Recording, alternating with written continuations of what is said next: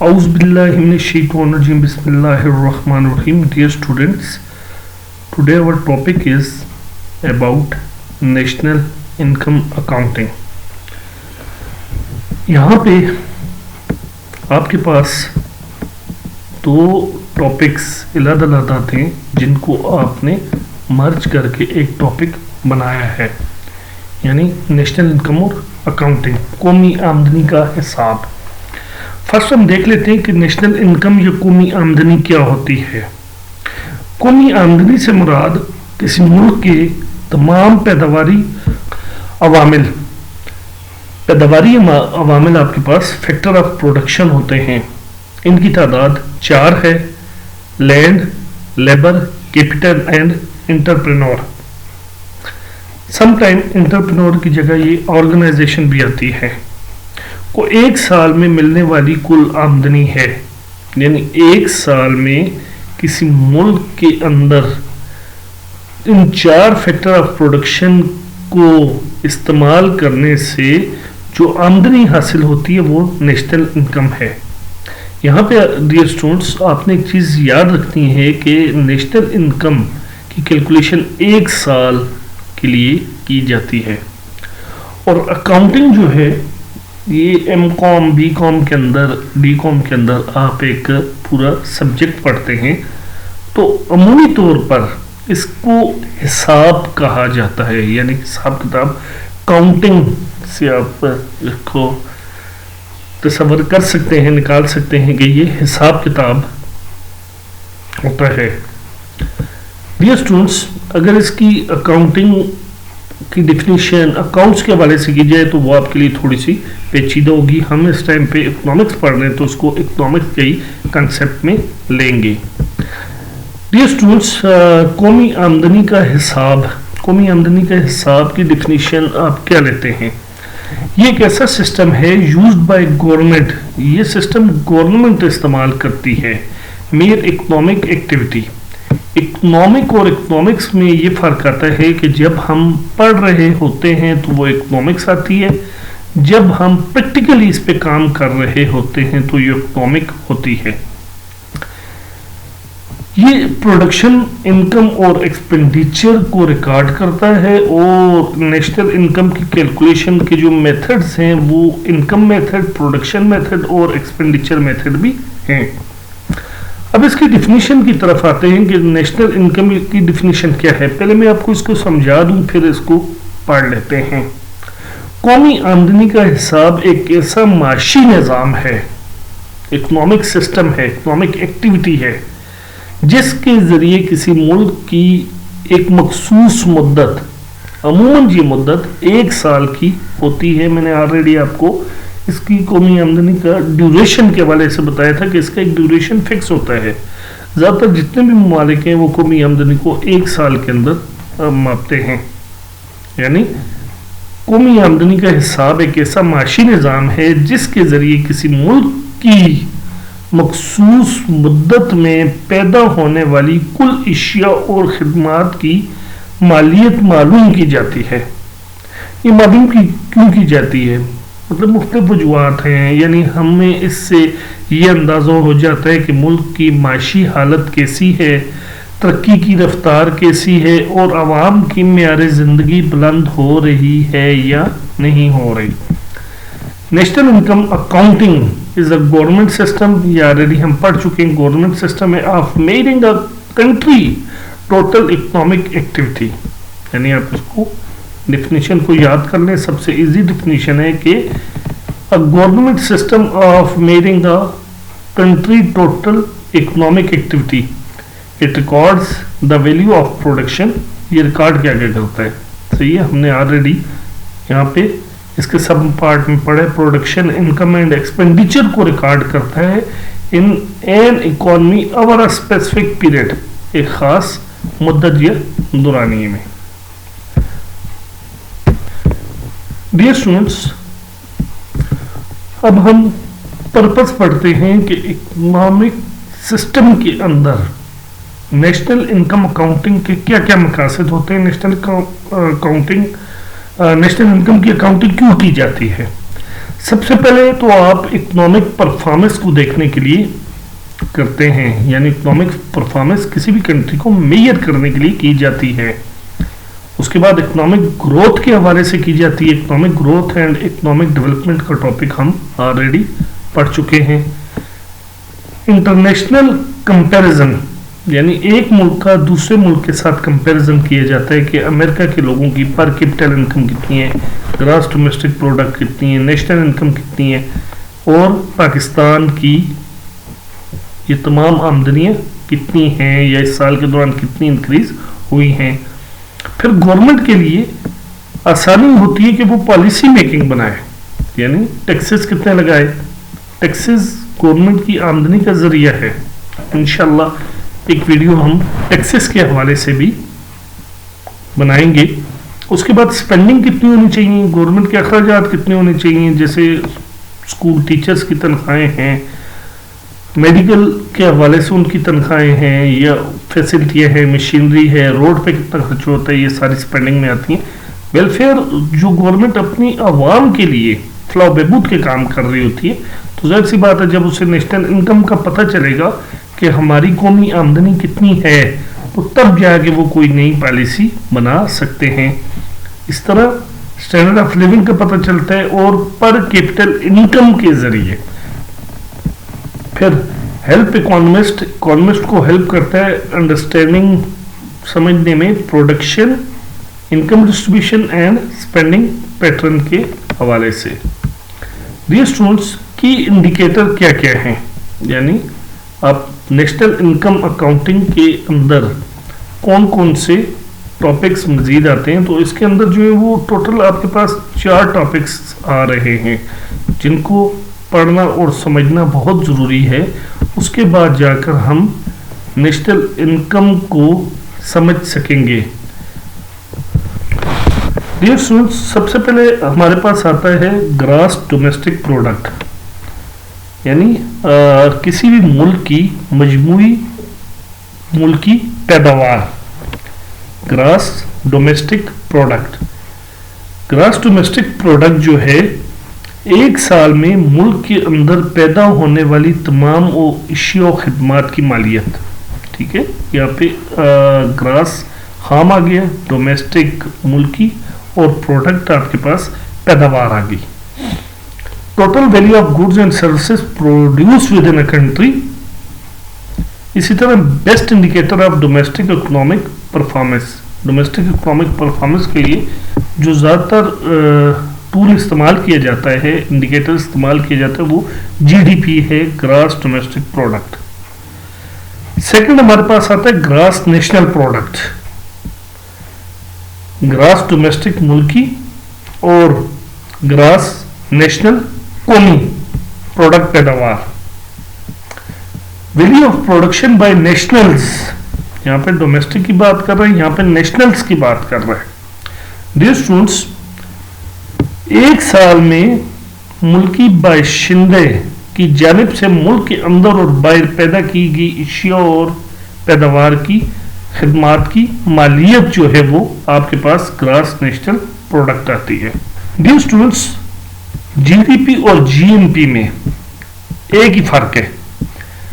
GDP में सिर्फ ये देखा जाता है कि उस मुल्क के अंदर, यानी सिर्फ इस सर्कल के अंदर, इस मुल्क के अंदर कितनी चीजें पैदा हुई हैं, जबकि जीएनपी में यह देखा जाता है कि जो इस मुल्क के लोग नेशनल्स दूसरे मुल्कों में काम कर रहे हैं, पाकिस्तानी सऊदीया में काम कर रहे हैं, दुबई में काम कर रहे हैं, यूएसए में, यूके में, इवन कि दुनिया के हर कंट्री में पाकिस्तानी मौजूद है और दुनिया के हर कंट्री का फर्द कहीं ना कहीं किसी न किसी मुल्क में मौजूद होता है। तो जब ये अपनी आमदनी, ठीक है, इनकी आमदन पाकिस्तान में रिटर्न होती है, इनकी फैमिलीज के लिए इन्होंने कोई ना कोई इन्वेस्टमेंट की होती है पाकिस्तान में, वहां से भी कमा रहे हैं, यहाँ से भी कमा रहे हैं, तो ये आमदनी जो इनकी रेमिटेंस हुई है, इसको भी इसमें ग्रॉस डोमेस्टिक प्रोडक्ट में जब आप जमा करते हैं, ठीक है, तो आपके पास इन दोनों का मजमुआ क्या कहलाता है, ग्रॉस नेशनल प्रोडक्ट। यानी ग्रॉस डोमेस्टिक प्रोडक्ट में सिर्फ मुल्क के अंदर देखते हैं, और जबकि ग्रॉस नेशनल प्रोडक्ट में जो आपके मुल्क के लोग बैरूनी ममालिक में मौजूद हैं, वहां पे काम कर रहे हैं तो उनकी आमदनी को भी देखा जाता है। Value of good and services produce by nationals regardless of where they live, यानी ज्योग्राफिक पॉइंट ऑफ व्यू से इनकी वैल्यू नहीं होती, ये जहां पे भी देते हैं जो कमा रहे हैं वो ग्रॉस नेशनल प्रोडक्ट बनता है। Income earned by Pakistani workers in Dubai part of Pakistan GNP, Dubai के लोग भी जो आमदन कमा रहे हैं वो पाकिस्तान के लिए जीएनपी है, यानी जीएनपी का हिस्सा है। नेक्स्ट टॉपिक हम देखते हैं GNI, gross national income. Dear students, gross national product, यहां हमने ग्रॉस नेशनल प्रोडक्ट पढ़ा, अब ग्रॉस नेशनल इनकम की बात कर रहा है। ठीक है, इनकम फ्रॉम अब्रॉड, बाहर के मुल्क से आमदनियां, यानी ग्रॉस नेशनल प्रोडक्ट को आप जब नेट इनकम फ्रॉम अब्रॉड, बाहर के मुल्क की net income, wages, interest, profit वगैरह, ये सारा कुछ आप जमा जब करते हैं तो आपके पास ग्रॉस नेशनल इनकम बनता है। इसी तरह नेक्स्ट हमारा जो पॉइंट है कि इंडिकेटर है वो नेट नेशनल प्रोडक्ट है, एनएनपी, नेट नेशनल प्रोडक्ट। यहाँ प्रोडक्ट की बात कर रहा है, आपने ये देखना है, ये प्रोडक्ट की बात कर रहा है, दूसरे नंबर पे ये नेशनल है और तीसरे नंबर पे ये डोमेस्टिक है, थर्ड नंबर पे नेट है या ग्रॉस है। यानी आपने नेट या ग्रॉस देखते हैं, नेशनल या डोमेस्टिक देखते हैं और थर्ड नंबर पे इनकम या प्रोडक्ट को देखते हैं। तो आपके पास जो नेट नेशनल प्रोडक्ट है उसमें से उसको कैलकुलेट करने का ये तरीका है कि आप ग्रॉस नेशनल प्रोडक्ट से माइनस करते हैं, ग्रॉस नेशनल प्रोडक्ट से आप माइनस कर रहे होते हैं। Dear students, gross national product से माइनस जब डिप्रिसिएशन होती है आपके पास नेट नेशनल प्रोडक्ट आ जाती है। डियर स्टूडेंट्स, फर्दर हम पढ़ते हैं मेथड ऑफ कैलकुलेशन, यानी आपके पास कौन कौन से तरीके हैं जिससे आप कौमी आमदनी की कैलकुलेशन कर सकते हैं। कौमी आमदनी को कैलकुलेट करने के 3 मेथड हैं। नंबर 1 वैल्यू एडेड मेथड आपके पास आता है, नंबर 2 इनकम मेथड आता है और नंबर 3 जो है वो आपके पास एक्सपेंडिचर मेथड आता है। वैल्यू एडेड मेथड आपके पास एक ऐसा मेथड है जिसको हम प्रोडक्शन मेथड भी कहते हैं, यानी इस मेथड में किसी मुल्क में पैदा होने वाली तमाम अशिया और खिदमात की मालियत जमा की जाती है, यानी उस मुल्क में जितनी भी प्रोडक्शन हुई है अशिया और सर्विसेज की, उनकी अमाउंट को, यानी आपने 10 रुपये में किसी को पढ़ाया है, हालांकि ये मुमकिन नहीं है, एक मिसाल है, तो वो आपकी जो खिदमात की मालियत है अमाउंट, उसको प्लस 10 रुपये की कोई चीज़ बेची है इस साल के दौरान, प्लस 10 टोटल 20 रुपये आपने अपने प्रोडक्शन मेथड से कमाया है। तो इस मेथड को हम, अगर इसके तहत हम नेशनल इनकम कैलकुलेट कर रहे हैं तो उसको वैल्यू एडेड या प्रोडक्शन मेथड कहते हैं।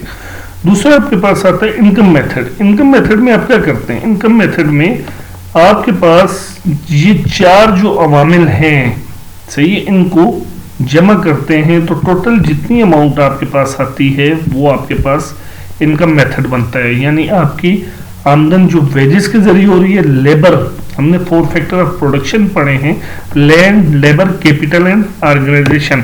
लैंड का रिटर्न किस सूरत में आता है, रेंट में, लेबर का रिटर्न वेजेस में आता है, कैपिटल का रिटर्न इंटरेस्ट की सूरत में आता है, ऑर्गेनाइजेशन या एंटरप्रेन्योर जो है वो प्रॉफिट या लॉस की सूरत में इसका रिटर्न आता है। तो डियर स्टूडेंट्स, हम वेजेस, रेंट, इंटरेस्ट और जब प्रॉफिट, उजरत आपके पास आ रही है, किराया आ रहा है, इंटरेस्ट सूद आ रहा है, प्रॉफिट नफा या नुकसान आ रहा है, वो तमाम 4 फैक्टर्स के रिटर्न को जमा करेंगे तो हमारे पास इनकम मेथड बनता है। इस तरह डियर स्टूडेंट्स, थर्ड हमारे पास मेथड है एक्सपेंडिचर मेथड। एक्सपेंडिचर मेथड का फार्मूला आपको दिया गया है कि जीडीपी, ग्रॉस डोमेस्टिक प्रोडक्ट, आपके पास कैसे कैलकुलेट होगी, C plus ji plus I plus bracket शुरू x माइनस m, यानी पहले आप x को m से माइनस करेंगे और फिर इन चारों को जमा कर देंगे। अब डियर स्टूडेंट्स, हम देखते हैं कि सी हमारे पास जो है वो कंजम्पशन है, जी गवर्नमेंट स्पेंडिंग है, आई इन्वेस्टमेंट है और एक्सपोर्ट माइनस इंपोर्ट, ये हमने बैलेंस ऑफ पेमेंट में एक्सपोर्ट इंपोर्ट को काफी डिटेल में पढ़ा है। डियर स्टूडेंट्स, अब हमारे पास नेक्स्ट टॉपिक जो है वो कैलकुलेशन ऑफ एक्सपेंडिचर मेथड है, यानी एक्सपेंडिचर मेथड के अंदर हम कैसे कैलकुलेट करेंगे। ये आपकी आसानी के लिए जो हमने ऑलरेडी फार्मूला पढ़ा था कि C फॉर कंजम्पशन आती है, I फॉर इंटरेस्ट आता है, G फॉर गवर्नमेंट और XM जो है वो आपके पास एक्सपोर्ट एंड इंपोर्ट है। यानी आपकी जो कंजम्पशन है वो कितनी है 500, ये कह रहा है वैल्यू जो है बिलियन डॉलर में है, यानी 500 बिलियन डॉलर है। इन्वेस्टमेंट आपकी 100 बिलियन डॉलर है, गवर्नमेंट के 150 बिलियन डॉलर है, एक्सपोर्ट 80 है और इंपोर्ट आपके पास 50 है। अब इसको उसी तरह फार्मूले के अंदर पुट करेंगे, C plus I plus G bracket start x minus m, x export और m इंपोर्ट। आपने 80 माइनस 50 किया तो आपके पास जो आंसर आ रहा है वो 30 आ रहा है। 30 प्लस 100 130, 130 प्लस 150 280, 280 प्लस 500 आपके पास 780 बिलियन डॉलर जो है वो नेशनल इनकम आ रही है। किस मेथड के तहत? एक्सपेंडिचर मेथड के तहत। डियर स्टूडेंट्स, फर्दर हम एक ग्राफ देखते हैं, चार्ट देखते हैं कि हमारे पास hypothetical gross domestic product component कैसे आते हैं। ये आपकी कंजम्पशन आती है, ये आपके इन्वेस्टमेंट, गवर्नमेंट और आपके नेट एक्सपोर्ट आपने एक्स एक्सिस पे ले रही हैं, अमुदी यानी हॉरिजॉन्टल पे, और वर्टिकल पे आपने प्रेजेंट शेयर ले लिए,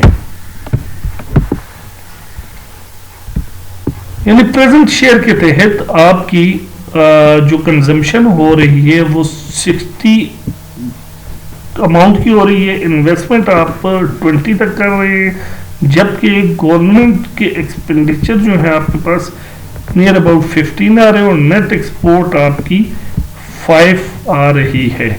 डियर स्टूडेंट्स, फर्दर हम देखते हैं कि visual chart GDP gross domestic product का कंपोनेंट एग्जांपल्स के हवाले से हमने लास्ट स्लाइड में एक बार चार्ट देखा है।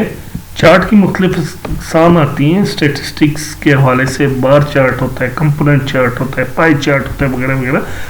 तो हाइपोथेटिकल जीडीपी हमने देखा है, उसके अंदर आपने कंजम्पशन, इन्वेस्टमेंट, गवर्नमेंट एक्सपेंडिचर या स्पेंडिंग और नेट एक्सपोर्ट हमने देखी थी, ये चीज ठीक है, जो आपके पास एक्स एक्सिस पे आ रही थी।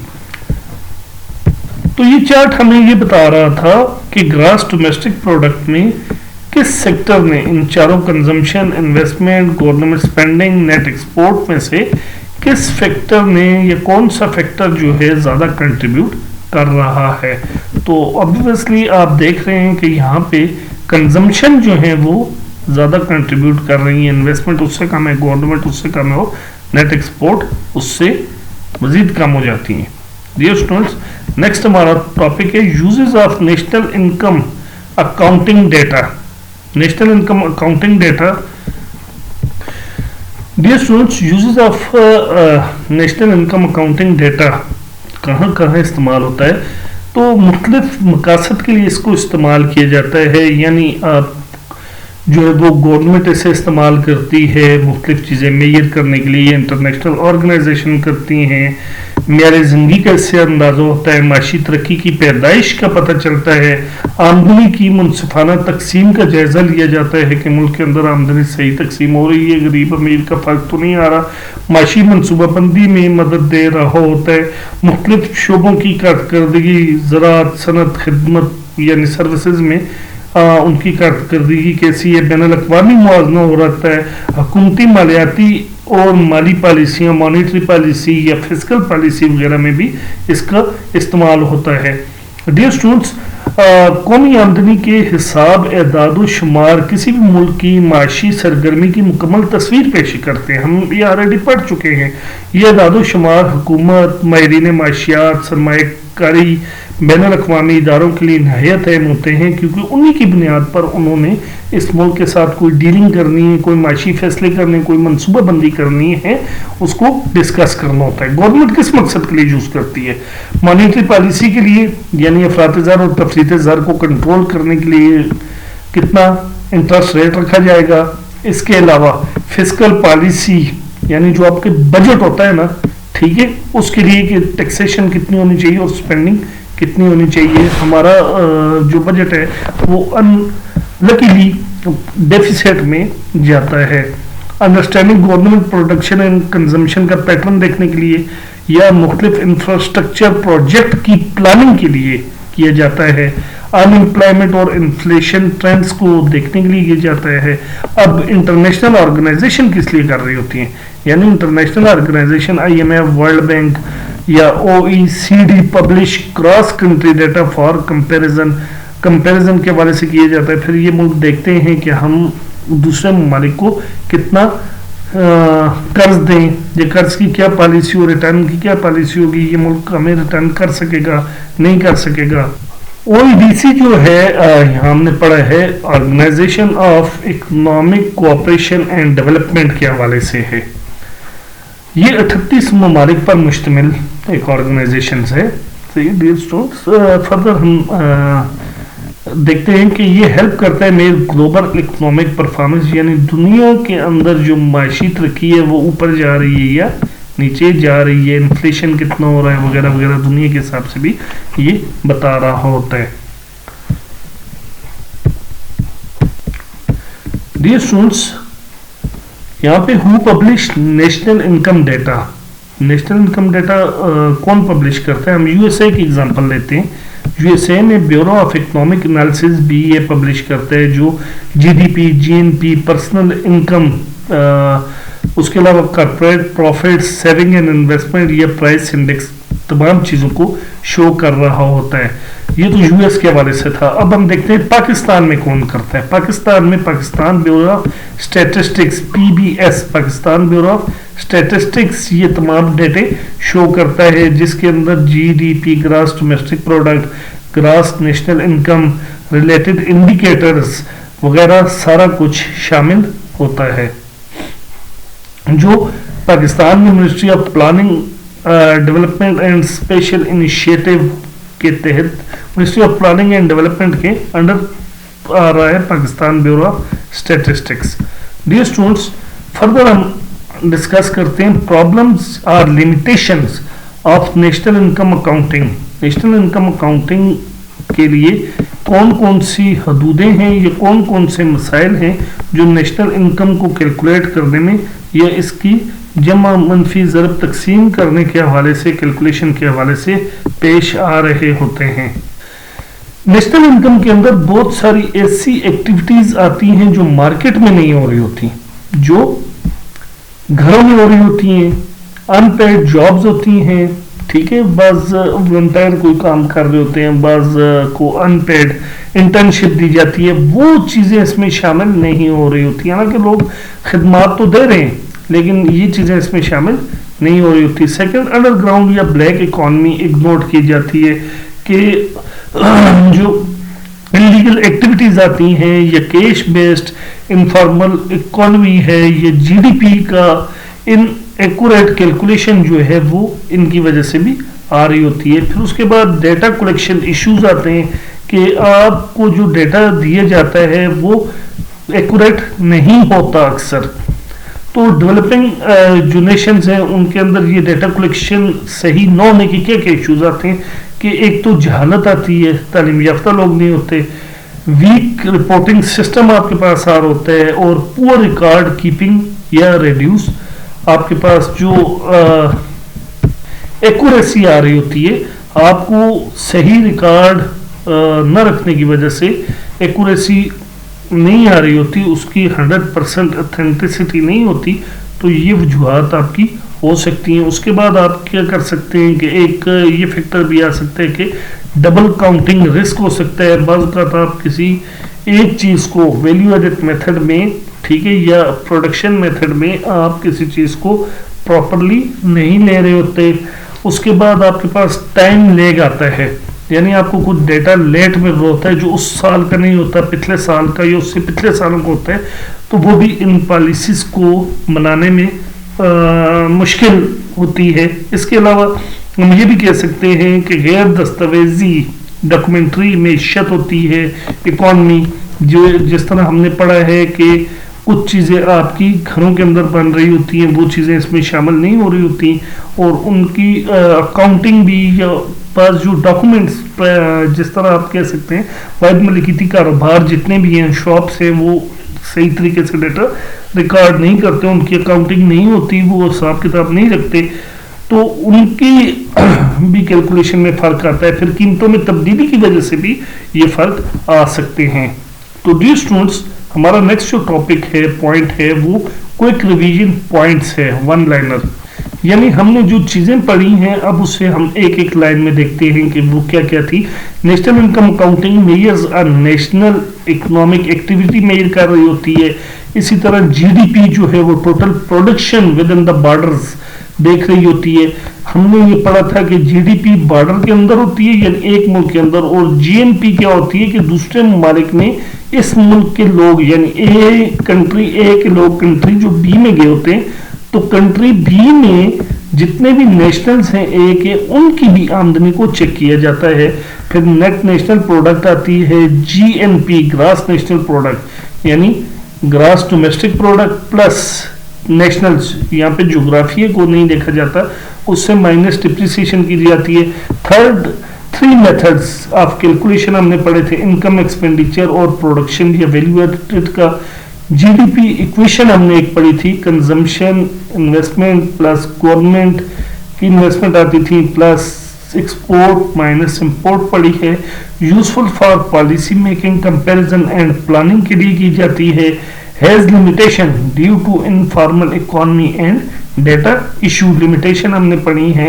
ये आपके पूरा जो लेक्चर है उसका समरी जो है एक एक लाइन में दी गई है यहाँ पे। डियर स्टूडेंट्स, इसी के साथ हम अपना लेक्चर इख्तिताम करते हैं। Thank you so much for watching this video. Channel को लाइक और सब्सक्राइब करना ना भूलिएगा। अगर आपके जहन में कोई सवाल है तो कमेंट जरूर कीजिएगा। Thank you so much.